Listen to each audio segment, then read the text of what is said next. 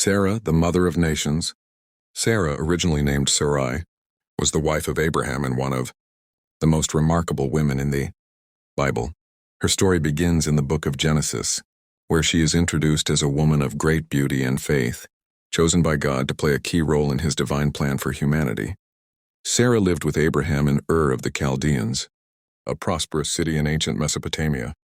When God called Abraham to leave his homeland and go to a place he would show him, Sarah followed without hesitation. Though she did not know where they were going, she trusted God's promise that he would make Abraham the father of a great nation. However, Sarah faced a deep personal struggle. She was barren. In her culture, not being able to bear children was a source of great sadness and shame. Years passed, and though God had promised Abraham a son, Sarah grew old without conceiving. In her impatience and pain, Sarah suggested that Abraham have a child with her maidservant, Hagar. Abraham agreed, and Hagar bore a son named Ishmael. But this decision brought tension and jealousy into their household. Despite her doubts, God's promise to Sarah remained firm. When Abraham was about 100 years old and Sarah was 90, God visited them again and declared that Sarah would soon give birth to a son. Sarah laughed in disbelief. She thought it was impossible at her age.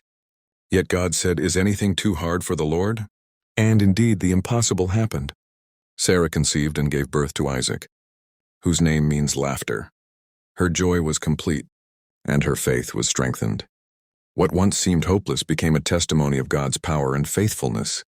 After Isaac's birth, Sarah protected her son's inheritance and asked Abraham to send Hagar and Ishmael away, ensuring that Isaac would be the heir of God's covenant.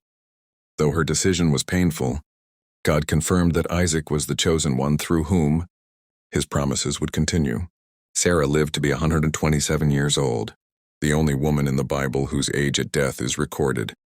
Abraham mourned deeply for her and buried her in the cave of Machpelah in Hebron. Sarah's legacy is one of faith, perseverance, and redemption. Though she doubted at times, her story teaches that God's promises never fail, no matter how long they take to be fulfilled. In the New Testament, she is honored as a woman of faith, and all believers are called her spiritual descendants, the children of promise.